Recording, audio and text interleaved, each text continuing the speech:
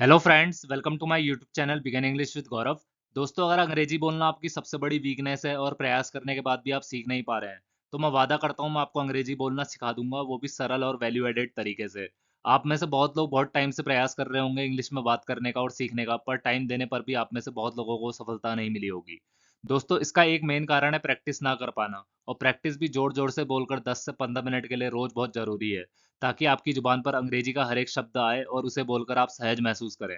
मैं ना सिर्फ आपको आसान तरीके से इंग्लिश में बात करना सिखाऊंगा, बल्कि आपको मोटिवेट भी करूंगा कि आप किस किस तरीके से इंग्लिश को बेहतर बना सकते हैं। तो चलिए आज की स्टोरी के थ्रू इंग्लिश स्पीकिंग को और बेहतर बनाते हैं और कुछ नया सीखने की कोशिश करते हैं।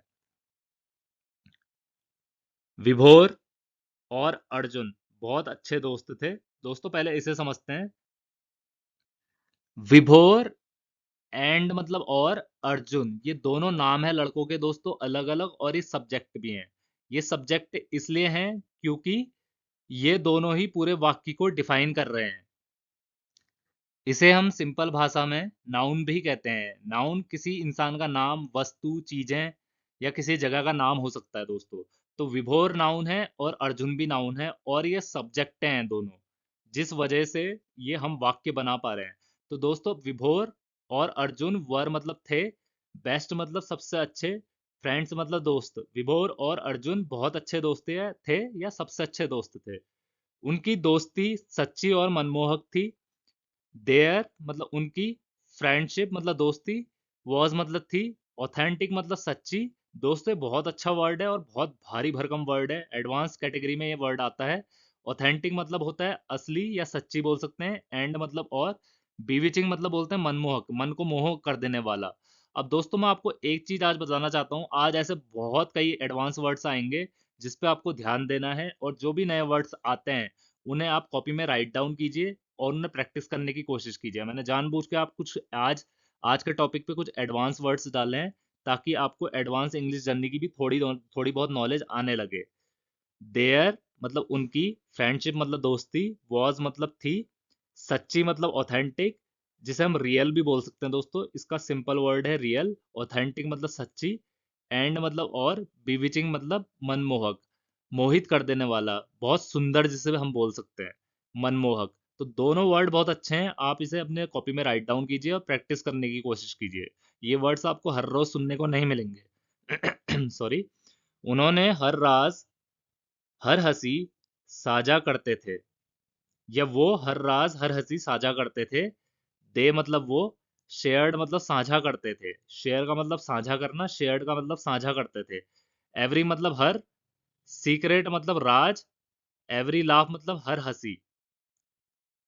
ठीक है, वो हर राज और हर हंसी साझा करते थे। एक दिन एक छोटी सी गलतफहमी ने उनके रिश्ते को तोड़ दिया। वन डे मतलब एक दिन, अ स्मॉल मतलब एक छोटी, अ को एक बोलेंगे, स्मॉल को छोटी। मिसअंडरस्टैंडिंग को हम गलत फहमी बोलते हैं दोस्तों। तो ये भी एक अच्छा वर्ड है, आप इसे अपनी नोटपैड में लिख लीजिए या डिक्शनरी में ऐड करते रहिए। ये 3 वर्ड हो गए हैं इस पैराग्राफ से जो आपको प्रैक्टिस करने हैं। मिसअंडरस्टैंडिंग का मतलब होता है गलतफहमी, ब्रोक मतलब तोड़ देना, ब्रेक का मतलब तोड़ना, और ब्रोक इसकी सेकंड फॉर्म होती है जो हम पास्ट के लिए यूज करते हैं। ब्रेक, ब्रोक, ब्रोकन, ब्रेकिंग, तो ये 4 फॉर्म हो गई वर्ब की। ये वर्ब की सेकंड फॉर्म हमने यूज की है पास्ट के लिए डायरेक्ट, जिसमें हैज, हैव, हैड और कुछ नहीं लगा है। ठीक है, ब्रोक मतलब तोड़ दिया, देयर मतलब उनकी, बॉन्ड मतलब रिश्ते को। तो वन डे मतलब एक दिन, स्मॉल मिसअंडरस्टैंडिंग का मतलब होता है एक छोटी सी गलतफहमी ने तोड़ दिया उनके रिश्ते को। चलिए आगे बढ़ते हैं। दोनों में से कोई भी अपनी सच्ची भावनाओं को उजागर नहीं करना चाहता था। थोड़ा सा लंबा सेंटेंस है दोस्तों, इस पे ध्यान देते हैं। दोनों में से कोई भी अपनी सच्ची भावनाओं को उजागर नहीं करना चाहता था। नीदर मतलब बोलेंगे दोनों को मैं। दोस्तों, ईदर, EITHR, और नीदर, NEITHR जो यहाँ पर लिखा हुआ है, इन दोनों वर्ड को हम बोलते हैं दोनों। इन दोनों शब्दों का मतलब होता है दोनों। तो यहाँ पर लिखा है ना दोनों में से कोई भी, तो नीदर दोनों में से, तो इसका मतलब हो जाएगा दोनों में से। लेकिन नीदर यहाँ पर इसलिए लगा है क्योंकि यहाँ पर नहीं की बात हो रही है। ये जो नहीं लगा है, ये दोनों में से कोई नहीं, तो इसका मतलब हो जाएगा नीदर दोनों में से कोई नहीं, ईदर मतलब दोनों में से कोई भी। तो ईदर का मतलब होता है दोनों में से कोई भी, नीदर का मतलब होता है दोनों में से कोई नहीं। तो नीदर का मतलब होता है दोनों में से कोई नहीं, वांटेड मतलब चाहते थे, वर्ब की सेकंड फॉर्म यूज की गई है। वांट फर्स्ट फॉर्म होती है, वांटेड होती है सेकंड फॉर्म। वांट का मतलब चाहता था या चाहते थे। वांट का मतलब चाहते हैं और चाहता है। और वांटेड का मतलब चाहते थे। दोनों में से कोई नहीं चाहता था टू डाइवल्ज, क्या करने के लिए? उजागर करने के लिए। डाइवल्ज का मतलब होता है उजागर करने के लिए, मतलब प्रकट करने के लिए। दोनों में से कोई नहीं करना चाहता था उजागर। देयर मतलब अपनी, ट्रू मतलब सच्ची, फीलिंग्स मतलब भावनाएं। तो दोनों में से कोई भी अपनी सच्ची भावनाएं उजागर नहीं करना चाहता था। अहंकार उनके बीच अभिशाप बन गया या बन गया था। ईगो मतलब होता है अहंकार, बिकेम मतलब बन गया। बिकेम का मतलब बन गया, और इसकी फर्स्ट फॉर्म होती है बिकम, जिसका मतलब होता है बनना। यहाँ पर सेकंड फॉर्म यूज की गई है दोस्तों पास्ट के लिए, बिकेम मतलब बन गया या बन गया था। तो अहंकार बन गया था। एन मतलब एक, एबोमिनेशन का मतलब होता है दोस्तों अभिशाप। ठीक है, अभिशाप, नाराजगी जिसे आप बोल सकते हैं, ये भी बहुत जबरदस्त वर्ड है। एडवांस कैटेगरी में ये वर्ड आता है दोस्तों, हर वक्त आपको सीखने को नहीं मिलेगा। आप अपनी कॉपी निकालिए, डिक्शनरी में इसे लिखिए, एबोमिनेशन इसे बोलते हैं। और इसे प्रैक्टिस कीजिए, इतना ज्यादा कि आपकी जुबान पर आने लग जाए ऑटोमेटिकली। तो ईगो अहंकार बन गया एक, एबोमिनेशन मतलब इसे अभिशाप बोल सकते हैं, नाराजगी बन गया, बिटवीन मतलब बीच में, देम मतलब उनके उनके बीच में। और एन अबोमिनेशन इसलिए लगाया दोस्तों क्योंकि AIEOU से जो वर्ड शुरू होते हैं उसमें हम एन यूज करते हैं, जैसा कि मैं आपको हर रोज बताता हूँ। इसे हम वोवल बोलते हैं। एबोमिनेशन का मतलब नाराजगी या इसे हम अभिशाप बोल सकते हैं, नाराजगी बोल सकते हैं, नफरत बोल सकते हैं। तो अहंकार बन गया उनके बीच की नाराजगी, बिटवीन मतलब बीच में, देम मतलब हो गया उनके। चुप्पी बढ़ती गई, साइलेंस मतलब चुप्पी, ग्रीव मतलब बढ़ गई, हैवियर मतलब बढ़ती गई, मतलब चुप्पी और गहरी होती गई। हैवियर मतलब गहरी होती गई, ग्रीव मतलब होती गई, बढ़ती गई। साइलेंस मतलब चुप्पी, ग्रीव मतलब बढ़ती गई, हैवियर का मतलब यहाँ पर बोल सकते हैं दोस्तों और गहरी। तो चुप्पी और गहरी बढ़ती गई। विभोर को एहसास हुआ कि उसे बात करनी चाहिए। विभोर जो लड़के का नाम है, रियलाइज मतलब एहसास हुआ या उसने समझा, इसे बोल सकते हैं। दोस्तों किसी भी तरह आप इंग्लिश लैंग्वेज को ट्विस्ट कर सकते हैं क्रिएटिव तरीके से, मतलब समझने का एक निकलना चाहिए, लेकिन आप उसे अलग अलग तरीके से कह सकते हैं। जैसे यहाँ पर लिखा है, विभोर को एहसास हुआ, या विभोर को समझ आया, या विभोर को लगा। ये तीनों में से आप कुछ भी बोल सकते हैं। विभोर का ये मानना था, तो रियलाइज्ड उसके लिए करेक्ट वर्ड है। विभोर को समझ आया कि ही, या विभोर को एहसास हुआ।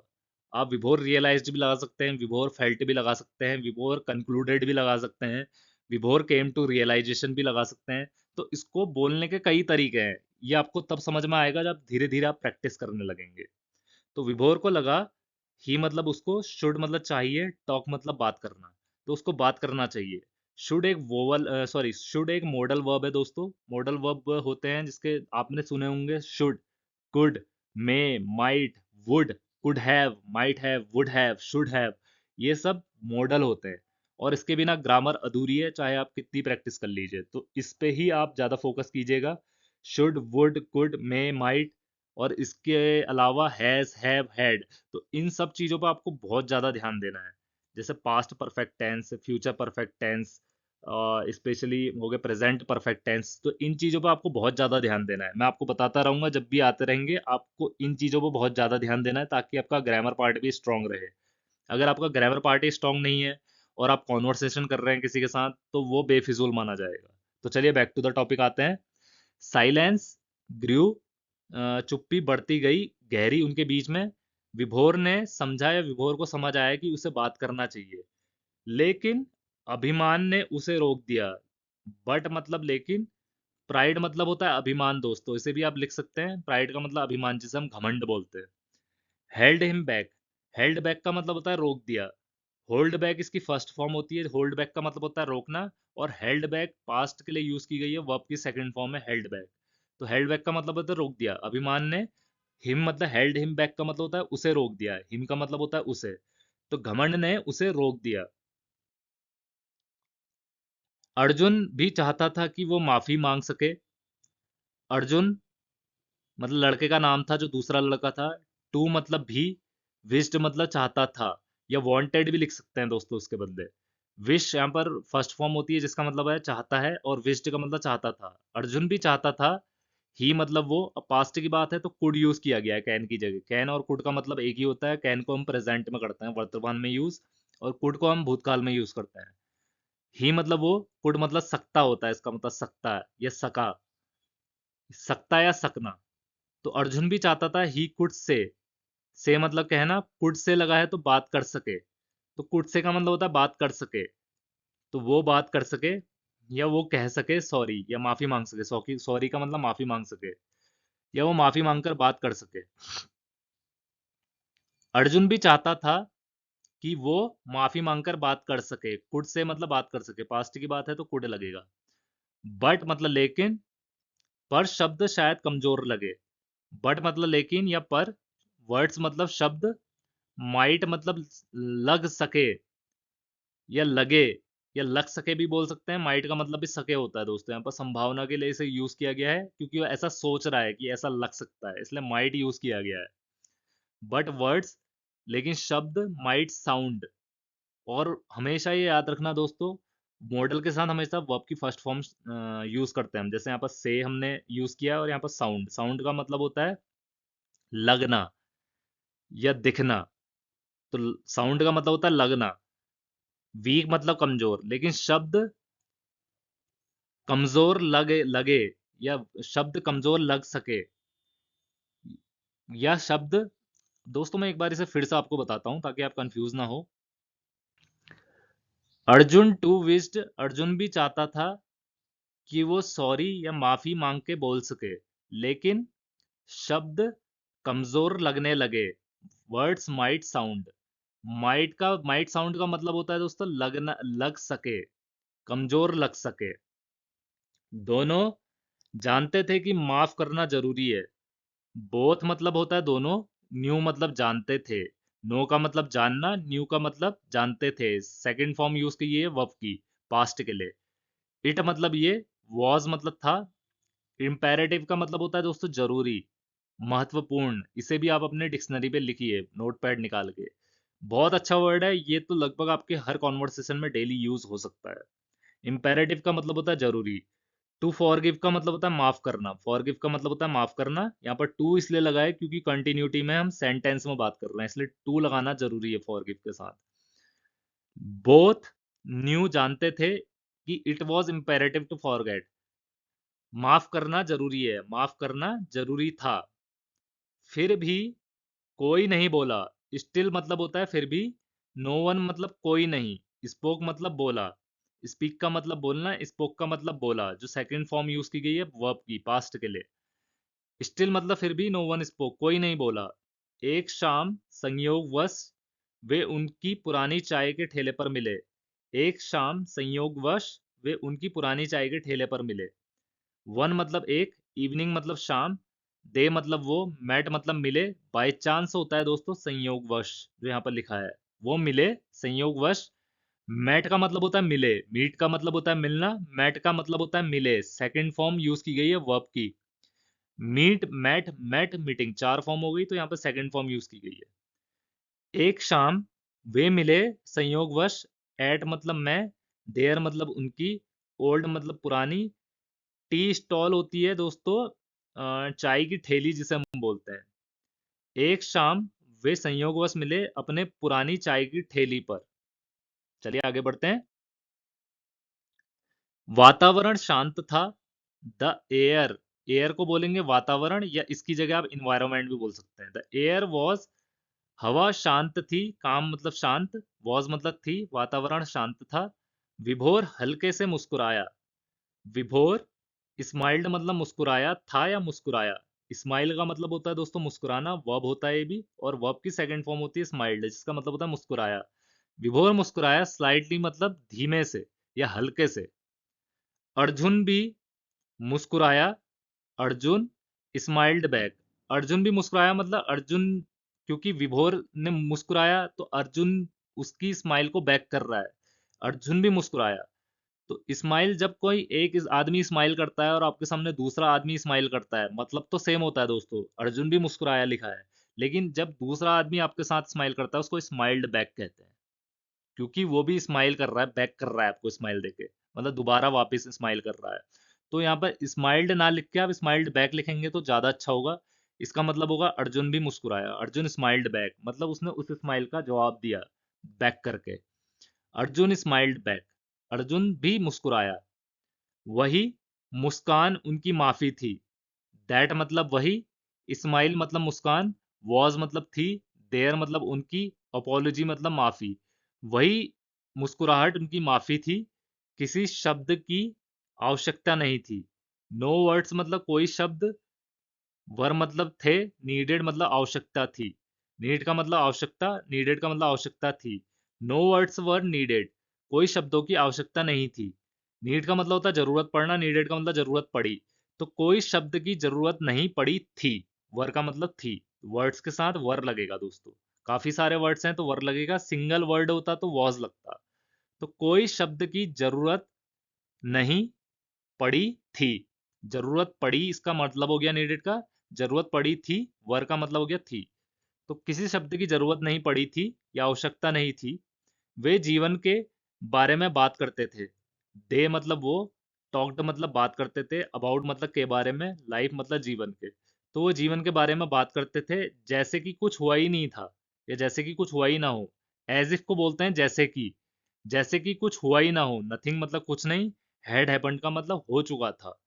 हैपेंड का मतलब होना, हैड हैपेंड जब हम बोलते हैं हो चुका था या हो लिया था या हुआ, कुछ हुआ था, कुछ हुआ हुआ था। तो दे टॉक्ड अबाउट लाइफ, वो जीवन के बारे में बात करते थे ऐसे कि जैसे, ऐसे कि जैसे जो हम बोलते हैं ना उसका मतलब होता है एज इफ। दोस्तों ऐसे कि जैसे हम बोलते हैं ना, ऐसे कि जैसे कुछ नहीं हुआ था उनके बीच। हैड हैपेंड का मतलब कुछ हुआ, कुछ नहीं हुआ था, हुआ और कुछ नहीं हुआ था। जो हुआ था आ रहा है हेड की वजह से आ रहा है, और हैपेंड का मतलब हुआ। वो ऐसे बात करते थे जीवन के बारे में जैसे कि कुछ, जैसे कि, ऐसे कि जैसे, तो ऐसे कि जैसे जब भी आएगा एज इफ आप बोलेंगे, ऐसे कि जैसे कुछ हुआ ही नहीं था। वो पल बेहतरीन, शांतिपूर्ण और वास्तविक लगा, दैट मोमेंट या द मोमेंट। वो पल फेल्ट मतलब लगा या महसूस हुआ। ऑप्टिमल का मतलब होता है दोस्तों बेहतरीन, ये भी बहुत अच्छा वर्ड है, बहुत एडवांस लेवल का वर्ड है। इसे आप समझने की कोशिश कीजिए और इसे आप प्रैक्टिस कीजिए। अभी फिलहाल आप इसे अपने नोटपैड में लिख लीजिए। ऑप्टिमल भी हम अपनी डेली कॉन्वर्सेशन में लगभग यूज करते हैं, बहुत अच्छा वर्ड है। द मोमेंट फेल्ट ऑप्टिमल, तो वो क्षण महसूस हुआ बेहतरीन। पीसफुल मतलब होता है शांतिपूर्ण, और रियल, रियल मतलब वास्तविक लगा। तो वो क्षण बेहतरीन, शांतिपूर्ण और वास्तविक लगा। दोस्ती हमेशा अपना रास्ता खोज ही लेती है, खामोशी से भी। फ्रेंडशिप मतलब दोस्ती, विल मतलब हम फ्यूचर के लिए यूज करेंगे, ऑलवेज गागेगी के लिए, ऑलवेज मतलब हमेशा, फाइंड मतलब ढूंढना। तो विल फाइंड लगेगा तो ढूंढेंगे। तो दोस्ती हमेशा ढूंढ लेती है या ढूंढ लेगी। इट्स मतलब अपना, वे बैक मतलब रास्ता। तो friendship will always find its way back, तो दोस्ती हमेशा अपना रास्ता खोज लेगी। इवन थ्रू साइलेंस, चाहे खामोशी से भी। इवन मतलब होता है भी, थ्रू मतलब से, साइलेंस मतलब खामोशी। तो friendship will always find its way back, तो दोस्ती अपना रास्ता खोज लेगी, खामोशी से भी, खामोशी में भी। दोस्तों आशा करता हूँ आपको आज का ट्यूटोरियल काफी अच्छा लगा होगा, आप इससे काफी कुछ सीखे होंगे, नए वर्ड्स सीखे होंगे और कैसे सेंटेंस में नए वर्ड्स जोड़ना है ये सीखे होंगे। आपको इसको साथ साथ प्रैक्टिस करनी है ताकि आपकी इंग्लिश इफेक्टिव रहे और मजबूत रहे। अगर आपकी कोई भी क्वेरी और कंसर्न है आप कमेंट में लिख के बता सकते हैं, मैं उसे इंप्रूव करने की कोशिश करूंगा। Thank you for watching my channel and please do subscribe it.